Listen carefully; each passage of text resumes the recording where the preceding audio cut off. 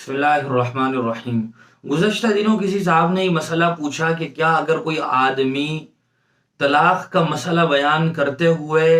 مثال کے طور پر یہ کہہ دے کہ اگر میں نے اپنی بیوی کو یہ کہہ دیا تو طلاق ہو جائے گی، تو کیا اس سے طلاق ہو جاتی ہے؟ یاد رکھنا چاہیے کہ مثال کے طور پر کسی بات کو نقل کرنے سے حقیقت میں وہ بات واقع نہیں ہوتی ہے۔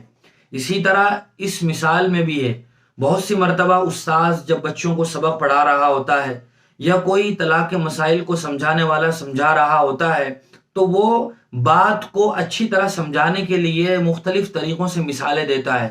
تو ان مثالوں کو دیتے ہوئے اگر کوئی آدمی یہ کہہ دے کہ اگر میں نے اپنی بیوی کو طلاق دے دی یا اس کے علاوہ دوسرے مثالیں بھی اسی طرح کی دے دی، تو اس سے کوئی طلاق واقع نہیں ہوتی ہے۔ کسی بات کو یا کسی اور کی کوئی بات نقل کرنے سے حقیقت میں وہ بات واقع نہیں ہوتی ہے۔ جس طرح بہت سی مرتبہ کفریہ جملہ بتانے کے لیے نقل کرنا پڑتا ہے، اس لیے یہ جملہ مشہور ہے، نقل کفر کفر نہ باشد، یعنی ہم اگر کوئی شرک یا کفر والی بات سمجھا رہے ہیں اور جو بات کفر اور شرک والی ہے اس کو بتا رہے ہیں، تو صرف بتانے سے آدمی کافر یا مشرک نہیں ہو جاتا ہے، بلکہ وہ اس شرکیہ یا کفریہ بات کو